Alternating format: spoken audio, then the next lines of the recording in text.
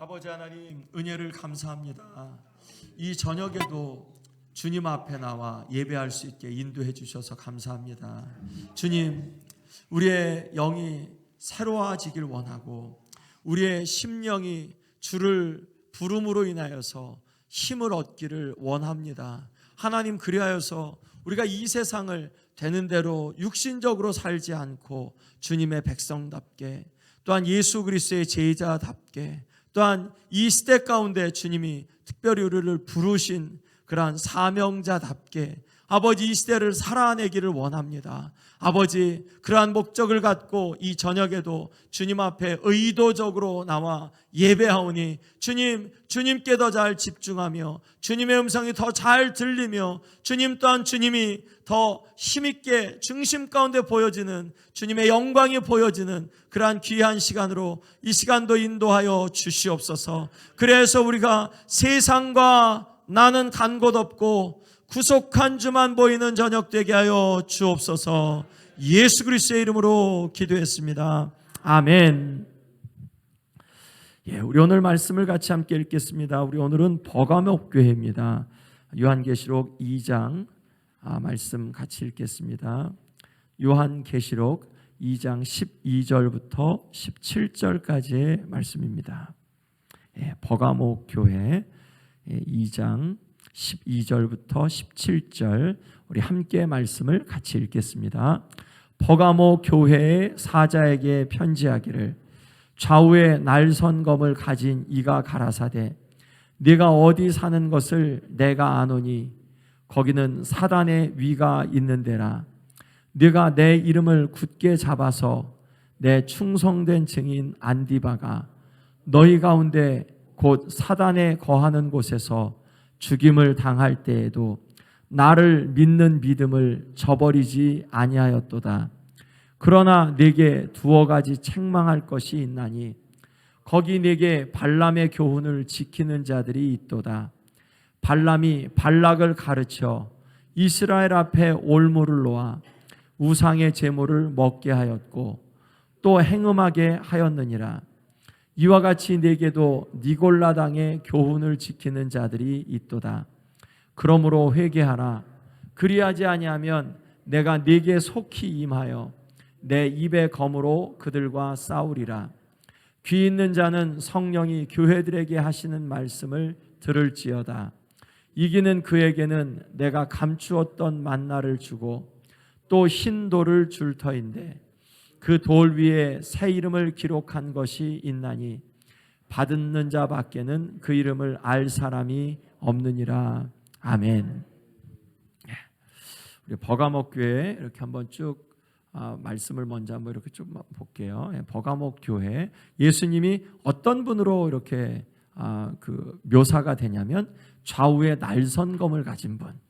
날선검은 성령의 검, 말씀이죠.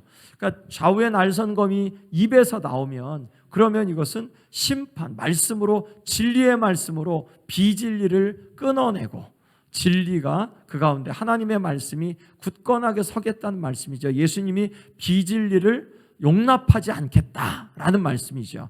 교회에 주는 말씀이니까 교회 안에 비진리가 있는 것을 예수님이 싫어하시고 그리고 예수님이 비진리를 끊어내겠다라는 말씀입니다.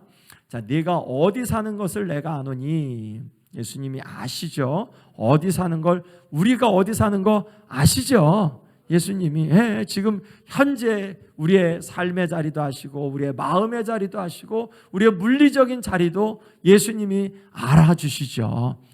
마찬가지로 이 버가목 교회 그렇게 말씀하는데 사단의 위가 있는 데라.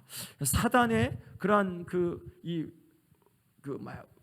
의자, 보좌, 사단의 보좌, 즉 사탄이 이 도시에 딱 높은 자리에 있는 이제 그러한 것을 이야기해요. 이거는 그 버가목 교회가 있는 그 지형적인 특징을 이야기하는데 조금 이따 한번 지도를 한번 보면서 보겠고요. 그런데 사단의 위가 너희 가운데 있는데 너는 내 이름을 굳게 잡았다. 그리고 내 충성된 증인 안디바가 거기에서 죽임을 당할 때, 사탄이 거하는 곳에서 죽임을 당할 때, 이 버가모는 그러니까 사탄의 위가 있고 사탄에 사로잡힌 사람들이 많고 도시 자체가 사탄이 거하는 곳이라는 아주 굉장히 척박한 땅이죠. 예, 거기 가면 영적으로 죽는다, 거기 가면 영적으로 눌린다, 뭐 이런 얘기를 들을 만한 그런 도시예요. 근데 거기에서 안디바가 이제 순교를 당하죠. 그럼에도 순교를 당할 때도 나를 믿는 믿음을 저버리지 않았다야. 그러니까 이 안디바라는 분 대단한데, 그리고 버가모 교회가 처한 곳은 야 거기 가면 사탄에게 잡혀먹어 라고 할 만한 그런 곳인데, 그런데 거기에서 예수 그리스도를 붙잡는 그러한 교회였으니까 대단한 교회죠. 그런데 예수님이, 진리의 예수님이 거기에서 그들의 잘못을 책망하십니다. 두어 가지 책망할 것이 있나니 거기 되게 발람의 교훈을 지키는 자들이 있도다. 발람, 민수기에 나오죠. 모압의 왕 발락이 발람 선지자를 시켜서 이스라엘을 저주하라 했는데 저주 안 했죠. 축복했죠. 이렇게 보면 발람이 뭘 잘못했지? 그 민수기 말씀을 읽으면서 저도 되게 헷갈렸어요. 옛날에 막 읽으면서 발람이 뭘 잘못했는데 도대체 민수기 말씀을 읽어도 발람이 잘못한 거 없는데 왜 잘못했다 그러지? 그랬었어요. 실제로 민수기 말씀을 읽을 때는 발람이 잘못한 거 아닌 것 같아요. 근데 나중에 이제 그 요세푸스라는 역사가가 거기에서 조금 진술하고, 그리고 베드로후서와 그리고 유다서에서 이 해석을 해요. 발람이 뭘 잘못했는지. 우리가 말씀을 아무리 민수기 말씀을 읽어도 발람이 발락을 가르쳐 이스라엘 앞에 올무를 놓아 우상의 제물을 먹게 하였고 행음하게 하였다, 이런 그 근거를 못 찾거든요. 구약 민수기 말씀에서 찾을 수가 없어요. 물론 이제 그 다음 장에 바로 이 이스라엘 백성들이 미디안 여인을 하고 이제 행음하는 그러한 우상 숭배하는 그러한 자리에 놓인 게 바로 다음 장에 와서 이제 그렇게 해석한 건 아는데, 만약 그런 해석이 없다면, 성경 외적인 해석이 없다면 성경 말씀을 읽으면서는 발람이 도대체 뭘 잘못한 거야? 아무리 읽어보고 문맥을 막 이렇게 분석해봐도 그 안에서 잘못한 게 별로 없는 것 같은데 라는 이제 그런 생각을 하는데, 나중에 베드로후서 말씀이나 유다서의 말씀에서는 발람이 이렇게 잘못했다라고 말씀을 해요. 자, 오늘 말씀에서 발람의 교훈을 따른 게 뭐냐? 발람이 뭘 잘못했냐? 이스라엘 앞에 올무를 놓았다. 우상의 제물을 먹게 하였고 행음하게 하였다. 우상의 제물과 성적인 부도덕함을 발람이 발락을 가르쳐서 그렇게 이스라엘에게 올무를 놓았다. 그리고 이것이 왜 중요하냐? 15절, 이들이 지금 발람을 쫓았다는 얘기는 아니죠. 그런데 발람과 유사한 니골라당의 교훈을 지키는 자들, 이와 같이 내게도니까 발람의 교훈과 니골라당의 교훈이 일맥상통하는 부분이 있다는 거죠. 그런데 똑같은 것이 아니라 이제 결과가 같다는 거죠. 그러면 발람의 그러한 교훈이 그 우상의 제물을 먹는 것, 행음하게 하는 것, 성적인 부도도 괜찮아, 그리고 다른 우상을 적당하게 섬겨도 돼, 그리고 요 정도는 괜찮아, 혹은 이제 뭐 그런 부분들, 니골라당은 그러니까 이 철저하게 하나님의 말씀, 예수님만 섬기는 거야, 예수님만, 이 교훈을 조금 타협해서 옛날에 이제 우리 일본을 향하여서 신사참배했었잖아요, 교회가. 이제 그런 것처럼 이건 진짜 신이 아니가 그냥 왕에게 절하는 거니까 괜찮아라고 이제 그렇게 우리 이전에 한국 교회가 그렇게 했죠. 잘못을 했죠. 이제 그런 부분들처럼 니골라당은 조금 타협하는 그런 교훈을 지켰던 모양입니다. 그래서 발람의 교훈이 니골라당의 교훈과 같은 부분으로 해석하고 있죠. 거기에 대해서 예수님의 처방은 회개하라. 우리 지금 7교회였었죠. 그 중에서 회개하라는 그런 책망을 받은, 교훈을 받은 그러한 교회가 몇 개 교회였었죠? 5개였었죠. 어느 교회 빼고 회개하라라는 권고를 다 받게 되었죠. 어느 교회만 빼먹었죠? 2교회가 서머나와 필라델비아. 둘 다 환난 가운데 있고 정말 작고 보잘것없는 그런 교회였어요.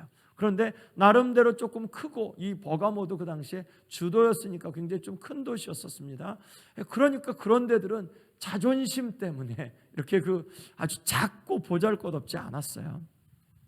이 교회를 향해서 회개하라. 만약 그러지 않으면 그러면 내가 속히 임하여 내 입의 검으로 그들과 싸우리라. 예수님의 입의 검, 양날 검으로 비진리와 진리신 예수님이 싸우겠다. 누가 이기겠냐? 예수님이 이기신다. 그러니 빨리 회개해, 빨리 돌이켜. 만약 돌이키지 않으면 예수님이 너희를 대적하여 싸우면 너희 거기에서 얼마나 비참하냐.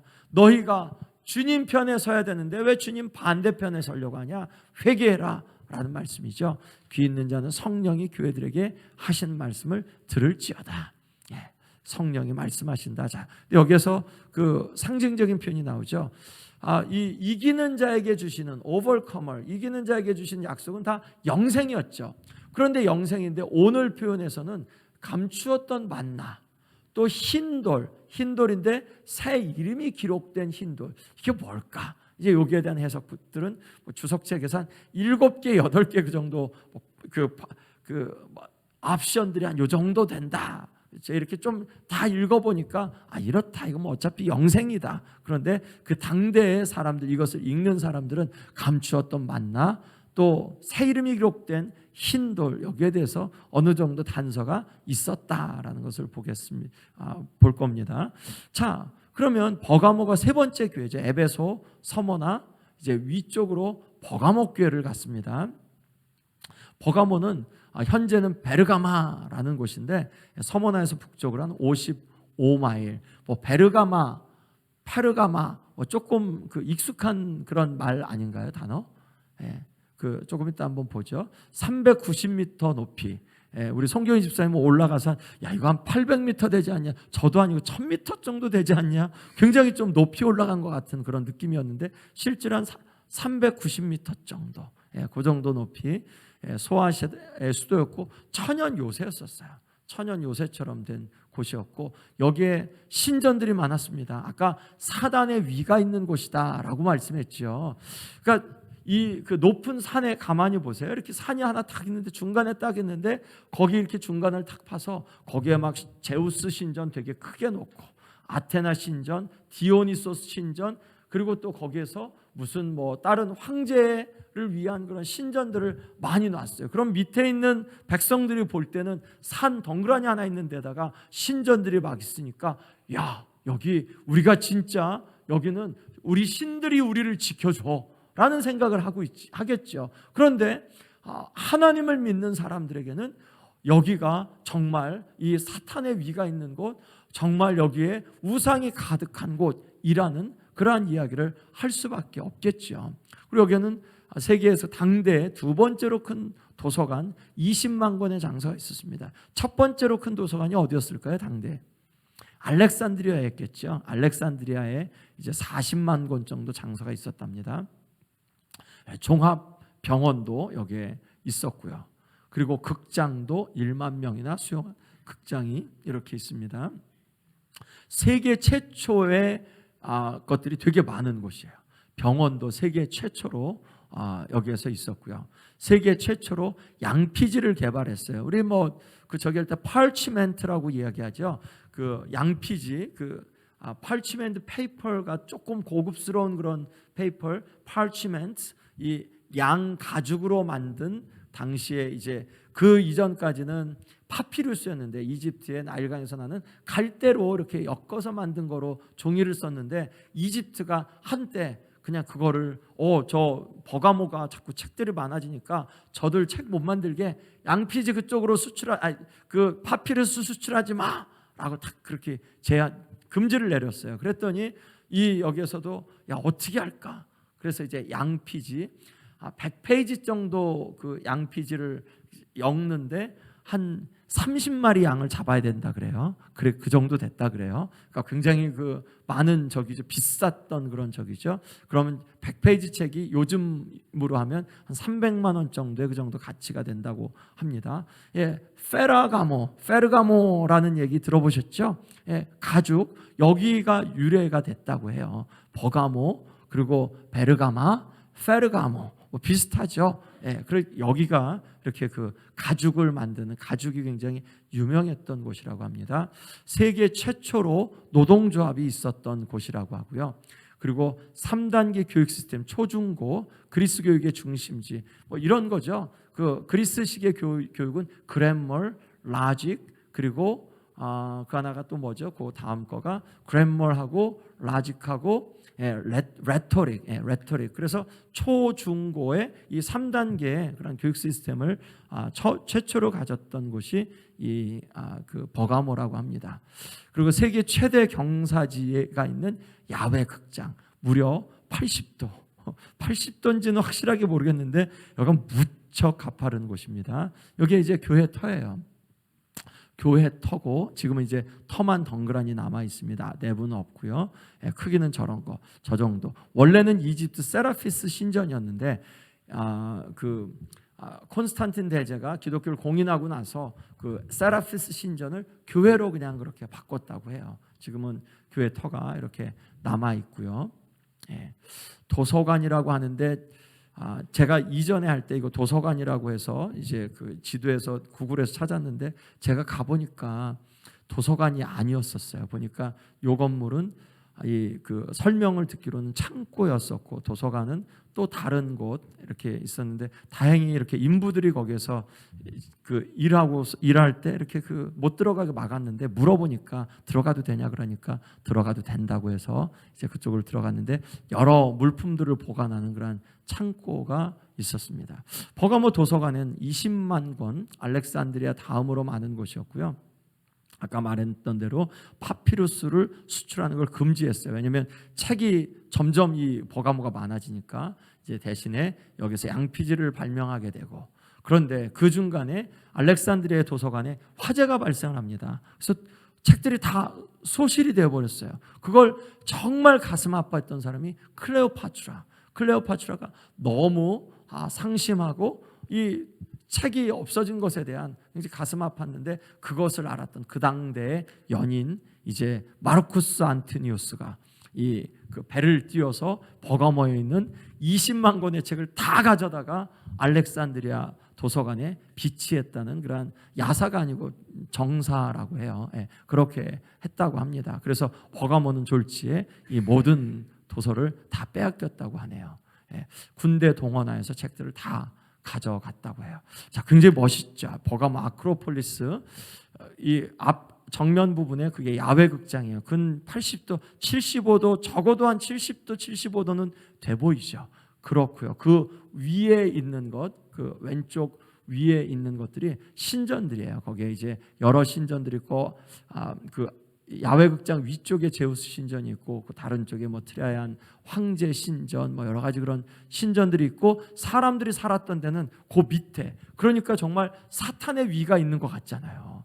저 위에 그 신전들이 있고 이 백성들은 밑에서 살고 있고, 그러니 야, 신들이 우리를 지켜준다 라는 그런 생각을 하게 되죠. 390m 높이, 그리고 일반 사람들은 가지 못하게 요새처럼 지었으니까 적군들이 들어오지 못하게 이 그 중간중간에 아예 들어오는 길들을 막았어요. 그냥 그들이 올라가는 길만 조금 놓고 물 같은 게 저쪽 맨 뒤쪽으로 보이는 게 호수인데 거기에서 물들을 길어왔다고 해요. 왜냐하면 이 위에는 물이 없으니까 그럼 물을 길어다가 거기에 물을 담아놓는 저수지를 만들어 놓고 거기에다가 물을 담아놨다고 하는데, 저렇게 생겼으니까 밑에 있는 사람들은 볼 때 사탄의 야, 우리 신이 지켜준다. 그런데 예수님은 여기가 너희가 있는 곳은 사탄의 위가 있는 곳이다. 사탄이 거하는 곳이다 라고 말하죠. 이건 또 다른 그런 그 장면에서 위에서 본 그런 장면이에요. 그러니까 저 야외 극장이 진짜 저렇게 가파르게 있으니까 굉장히 저기 하죠. 여기 이제 그 못 올라오고요. 요거 이제 그 야외 극장입니다. 야외 극장이 요 옆에서 보이고요. 요건 제가 찍어본 거예요. 근데 이 위에 거는 되게 가지런하고 잘 정리된 것 같은데, 근데 막상 가보니까 많이 이렇게 그 유실도 되고 아마 그동안에 무너진 건지 아니면 그 옛날 사진을 좀 찍을 때 좀 각도를 잘 찍은 건지, 오른쪽에 있는 거 이렇게 진짜 밑에까지 내려가는데 그냥 서서 똑바로 못 내려가고 옆으로 그냥 한 발 내려가고 한 발 내려가고 그렇지 않으면 밑으로 그냥 휙 넘어질 것 같은 그런 마음 때문에 그렇게 좀 조심스럽게 내려갔었고요. 이거는 아래에서 위를 쳐다본 그러한 장면이었어요. 밑으로 내려가는 것도 쉽지 않았는데 올라가는 건 더더욱 힘들었죠. 그런데 아주 굉장히 그 에베소에 있는 원형극장과 같이 그 야외극장과 같이 아래에서 조그맣게만 이야기해도 위에까지 다 들리고 위에서 그냥 옆에 있는 사람에게 조금 큰 소리로 얘기해도 아래에서 다 들릴 정도의 이제 그런 정도의 이렇게 소리가 사운드가 됐습니다. 이게 제우스 신전터. 여기에는 제우스 신상이나 신전은 독일로 다 가져갔고요. 이건 터만 남아 있는데 아래에서 볼 때는 그러니까 백성들이 제우스가 우리를 지켜주신다 라는 생각을 할 만한 곳이었죠. 아테네 여신전도 여기에 있고 트라얀 그 황제의 신전터도 있고 특별히 여기에는 없는데 거기서 조금 밑으로 내려간 곳에 이제 아스클레피우스라는 이제 그리스 치료의 신, 건강과 치료의 신, 지금 오른쪽에 있는 신상 뱀이에요. 저기 칼에다가 뱀이 꼬여 있는 건데 이 그 건강과 치료의 신이라고 합니다. 우리 그 미국 육군 의무대 휘장이 저렇고요. 그리고 우리 한국도 대한의사협회에 중간에 딱 저렇게 그 모양이 있죠. 이게 왜냐하면 이 아스클레피우스라는 그 그리스의 신, 건강과 치료의 신이니까 그 건강과 치료의 신을 모시는 곳이 이 버가모에 있는데 애석하게도 가보지는 못했어요. 시간이 없어서 가보지는 못했는데 사진이 우리 지난번에 찾아놓은 것들이 있어서 여기에 그런 신전이 있고 또 그렇습니다. 이 버가모에 그런 아스클레피우스의 신전이 있으니까 병원이 있었겠죠. 맞아요. 로마 황제 하드리아누스 때 지은 최대의 병원인 아스클레피움 병원이었다고 해요. BC 4세기부터 AD 400년대까지 소아시아 의료의 중심지였다. 여러분 뭐 히포크라테스 잘 알죠? 의사가 될 때 히포크라테스 선서를 한다고 하죠. 그분도 여기 출신이라고 해요. 로마 황제 카라칼라가 이곳에 와서 치료를 해주고 치료를 받고 감사의 대가로 그 신전 바로 옆에 5,000명 정도를 수용할 수 있는 원형 극장을 그 가운데 이렇게 지어줬다고 합니다. 지금 그 원형 극장은 있더라고요. 그 사진에 보면 약물 어떤 치료를 했냐? 스파로도 그리고 정신치료도 했고요. 일광욕, 운동, 맨발로 걷기, 음악요법 등 뭐 이런 것들을 사용했다고 해요. 그러니까 종합병원이죠. 뭐 정신 뭐 이것저것 다 있는 거니까. 요한계시록 말씀 본문으로 가보면 사단의 위가 있는 곳. 그러니까 우리가 요 지도를 보니까 진짜 사단의 위가 있는 곳이구나. 그 밑에 있는 사람들이 볼 때는 이게 우리 신들이 우리를 지켜준다 했는데 예수님이 보실 때는 사단의 보좌가 있는 곳, 사단이 다스리는 곳, 사단을 의지하는 곳, 뭐 그렇게 이 도시를 칭해도 맞는 거죠. 찬란한 문명도 있었고요. 수많은 신전도 있었고 신전들이 많았다는 것은 아무 작은 곳에 큰 신, 제우스는 가장 큰 신인데 주신인데 아무 도시에나 주신을 하지는 않겠죠. 그러니까 정말 중요한 곳에 그리고 그 주변에 영향을 끼치는 그런 곳에 제우스 신전 같은 걸 세워놓겠죠. 그러니까 이 버가모는 그 소아시아 지역에서 그 이전에 아주 문명이 찬란하게 꽃피었던 곳이다. 의술도 유명세도 있었던 곳이고 예수님은 그런데 그곳이 사단의 보좌가 있는 곳이라고 말씀하셨다. 그러니까 사람들이 볼 때는 가볼 만한 거, 구경도 많이 구경할 만한 거. 그 동네 촌 사람들이 내 평생 나는 버가모에 가서 그 신전에 제사 드리는 게 내 평생의 꿈이야. 그럴 수도 있을 만큼 유명한 곳인데 그런데 예수님은 거기는 사단의 보좌가 있는 곳이라고 말씀하셨다. 예수님이 어떤 분으로 묘사되냐? 좌우에 날선검을 가지신 분으로 묘사된다. 성령의 검을 가지셨는데 근데 그것이 이 입에서 좌우에 날선검이 이렇게 나오는 그러한 분으로 이렇게 sharp, double-edged 양날검이죠. 비진리를 가르치는 자들과 싸우시는 예수님. 근데 그 니골라당이 자신들이 비진리를 믿고 있다고 생각했을까요? 아니죠. 자신들은 그게 옳다고 생각했겠죠. 그러니까 그게 문제죠. 우리도 신앙생활하면서 결코 우리가 이단이라고 생각하지 않죠. 결코 우리가 이단적인 가르침을 믿고 있다고 생각하지 않죠. 그런데 어쩔 때는 우리가 깨어있지 못하면 비진리를 믿고 있을지 모른다는 말씀이죠. 그러니까 이런 부분을 우리가 주의해야 되는 게, 그러지 않으면 내가 옳아, 내가 맞지라는 마음을 그냥 계속 붙잡으면 안 되고, 정말 이게 맞나, 베레아 교인들처럼 신사적이어서 이 말씀이 진짜 맞나, 내가 지금 붙잡고 있는 예수님, 내가 예수님을 성경대로 붙잡고 있는가, 내가 예수님을 성경대로 믿고 있는가, 내가 교회에 소속되어 있는데 이 교회가 정말 성경적으로 우리가 그렇게 인도되고 있는가, 이런 부분들은 우리가 정말 생각하고 깨어 있어야 되죠. 안 그러면 누구 손해죠? 내 손해죠. 니골라당을 쫓았던 사람들이, 그 사람들이 뭐 어떤 마음으로 쫓았을까? 들어보니까 맞다고 생각하니까 쫓았겠죠. 그런데 예수님은 비진리라고, 내가 맞서 싸우겠다, 회개해, 그렇게 말씀하셨잖아요. 양날검의 모습 내가 안다. 너희 사는 곳을 내가 안다. 몇 번 말씀드리죠. 일본 선교사님들, 일본에 가신 선교사님들, 우리가 정말 귀하게 생각해야 돼요. 왜냐하면 30년 있어도 뭐 몇 명, 그 교회 4명, 5명 그런 분들 많이 계시거든요. 30년 사역을 하셔도. 이거 우리가 그분들을 탓할 수 있나? 이 터키 같은 경우 30년 동안 사역해도 한 명 회심을 못 시키는 그런 그 상황이 뭐 비일비재한데, 거의 대부분인데 선교사님들의, 우리가 판단할 수 있나요?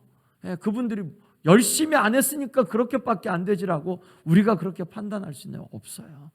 주님이 아신다. 너희 사는 곳을 안다. 아멘. 우리의 있는 곳을 예수님이 아신다. 아멘. 충성된 증인을 예수님이 아신다. 핍박 속에서도 그들이 견딘 것을 아신다. 그리고 진리에 대한 그리스도의 관심을 보면, 네가 내 이름을 굳게 잡아서 나를 믿는 믿음을 저버리지 않았다. 자, 교회가 지금 버가모 교회가 네가 내 이름을 굳게 잡아서, 누구의 이름이요? 예수님의 이름을 굳게 잡은 거. 그리고 뭐를 저버리지 않았냐? 나를 믿는 믿음을 저버리지 않았다. 예수님과 연결되어진 교회를 보죠. 그리스도에게 이렇게 붙어있는 버가모 교회, 발람의 교훈을 그런데 지키는 자들이 있다. 니골라당의 교훈을 지키는 자들이 있다. 발람의 교훈을 지키는 자들, 니골라당의 교훈을 지키는 자들 같다는 거죠. 발람의 교훈은 구약적인 표현, 니골라당은 신약적인 표현이죠. 이단 문제였었어요. 자, 조금 이따 한번 더 볼게요. 그 부분은. 자, 안디바, 버가모 교회 감독이라고 알려져 있습니다. 그러니까 여러 설들이 있는데 계속해서 조금 몇 군데 이렇게 좀 볼 때 아마도 버가모 교회 목사님이지 않았나라고 그렇게 이야기하는 게 훨씬 설득력이 있어서 그렇게 좀 적어봤습니다. 안디바를 가리켜서 어떻게 이야기하냐? 내 충성된 내 증인 안디바, 내 충성된 내 증인 안디바. 얼마나 영광스러운 표현이에요. 우리가 예수님이 우리에게 뭔가 말씀하실 때, 너 내 자녀, 내 친구, 내가 사랑하는 자, 내 증인, 그리고 나를 따르는 자, 내 제자라고 예수님이 그렇게 우리에게 예수님의 그러한 그 인칭 대명사를 써서 우리를 표현해 주신다면 우리 영광이죠. 영광이죠. 안디바에게 내 충성된 내 증인. 예수님이 이 말씀하실 때 예수님도 기쁘셨을까요? 아니면 귀찮고 따분하셨을까요? 기쁘셨겠죠. 너는 내 충성된 내 증인이야 라고 말씀하실 때 예수님이 기쁘셨겠죠. 예수님의 마음을 기쁘게 했던 안디바처럼 우리도 예수님이 우리를 생각하고 우리를 누군가에게 이야기할 때 기쁘게 이야기해 주셔야 되죠. 우리도 누군가 정말 우리가 존경하거나 우리가 정말 칭찬받아 마땅한 분을 얘기할 때는 우리가 신나죠. 막 그분을 이야기할 때, 이분 이야기할 때 신나죠. 우리의 마음이. 그런 것처럼 예수님이 이 안디바를 이야기할 때 내 충성된 내 증인 안디바, 예수님이 신나셨어요. 너는 내 이름을 굳게 잡았다. 그가 내 이름을 굳게 잡았다 라고 예수님이 안디바를 이야기할 땐 막 예수님이 기쁘셨어요. 그리고 막 신나셨어요. 내 충성된 내 증인, 내 이름을 굳게 잡았어. 나를 믿는 믿음을 놓치지 않았어 라고 그렇게 말씀했어요. 그가 거했던 곳은 사단이 거했던 곳인데 거기에서 죽기까지 믿음을 저버리지 않은 것에 대해서 예수님이 알아주셨습니다. 알아주셨죠. 그 당대 사람들은 몰랐어도 예수님이 알아주셔서 2000년이 지난 지금 저와 여러분들이 지금 안디바가 누군지 아시겠죠? 아멘. 예수님이 알아주시면 그러면 우리도 알게 되죠.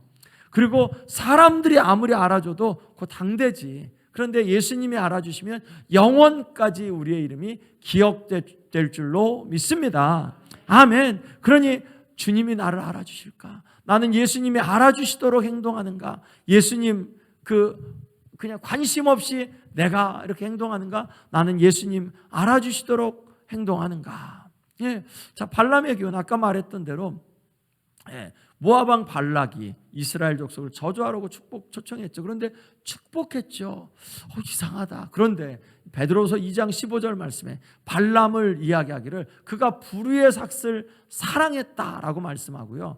유다서 11절 말씀에서는 발람의 어그러진 길이라고 표현하면서 이 신학적인 표현은 이 발람이 이 불의의 삭슬 사랑한 자, 그리고 어그러진 길로 간 자, 그리고 오늘 말씀에서도 이 발람은 이 우상 숭배하고 이스라엘 백성들을 촉발시켜서 성적인 부도덕함으로 나아가서 하나님으로부터 떠나게 한 원흉으로 그렇게 지적을 받잖아요. 그러니까 이 발람은 고 민수기 22장에서 24장 말씀 이후에 있는 25장 그 비느하스가 죽였던 이제 그런 그 사건 가운데서 발람에 대한 뭔가 있구나. 그리고 전승이 그렇게 이야기해서 이 베드로후서와 유다서에서는 이렇게 발람을 그렇게 해석하고 있는 것을 우리가 귀담아 봐야죠.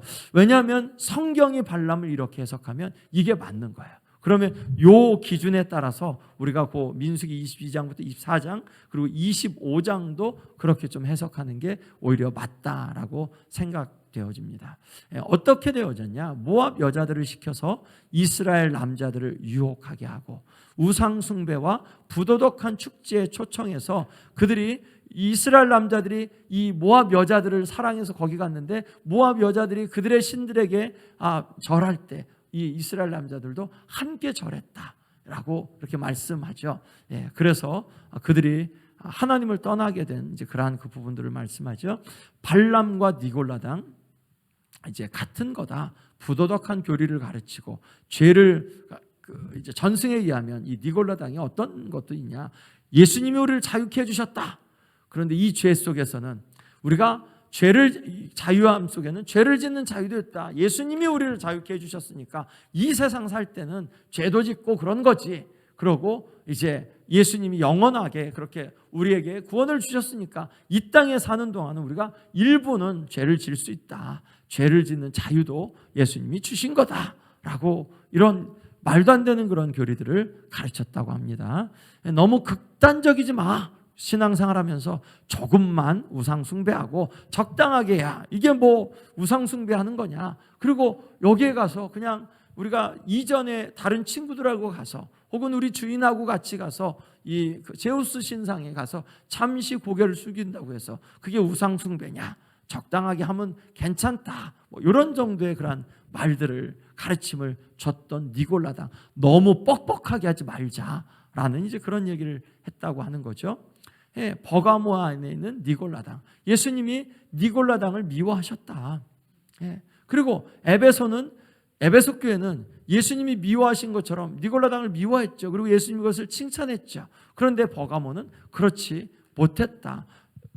이 안디바는 그것 때문에 순교를 당했는데 일부는 너무 뻑뻑하게 하지 말고 적당하게 하는 거 괜찮다라고 이제 그런 마음을 가진 거죠. 그래서 예수님이 회개를 요청하신다. 사랑과 진리의 문제에서 특별히 에베소 교회는 너희가 처음 사랑을 잃었다라고 말씀하는데, 이 버가모 교회는 너희가 진리를 붙잡아야 된다라는 말씀을 주시는 거죠. 조화를 이루어야 되죠. 교리상의 차이를 사랑으로 승화시킬 수 있나요? 없죠. 하나님의 말씀을 그냥 선하게 살고 사랑하며 살면 말씀 잘 몰라도 예수님이 그냥 다 알아주시지 않겠어? 아니요. 왜 예수 그리스도가 왜 우리의 주인인지에 대한 이 교리는 분명히 해야죠. 우리가 무슨 대학교에서 막 공부하는 깊은 건 몰라도 예수 그리스도에 대한 진리, 우리가 왜 뭐가 문제인지, 내 죄가 왜 문제인지 이런 것들은 알아야죠. 사랑은 감상적, 임의적이, 만약 진리가 없으면 그냥 좋은 게 좋은 거지 하고 마는 거죠. 그리고 만약 진리를 추구하다가 사랑을 희생하면 에베소 교회처럼 판단하며 냉혹해지고, 그리고 그냥 내 마음이 메말라지고, 그리고 날카로워지죠. 그러니까 이 사랑과 진리는 같이 가야 된다. 리차드 백스터가 이렇게 이야기합니다. 필수적인 것은 일치를 갖고, 필수적이 아닌 것은 자유를 갖고, 모든 것에 다만 사랑을 그 가운데 더하자. 본질적인 것에서는 우리가 일치를 가져야 된다라는 말씀이죠. 버가모가 붙잡아야 할 진리는 그리스도에 관한 진리죠. 너희가 내 이름을 굳게 잡고 나를 믿는 믿음을 저버리지 않은 순교자 안디바처럼 됐으면 좋겠다라고 예수님이 이 순교자 안디바를 칭찬하는데, 이 니골라당 발람, 성결에 관한 진리를 잃어버린 거죠. 그냥 적당하게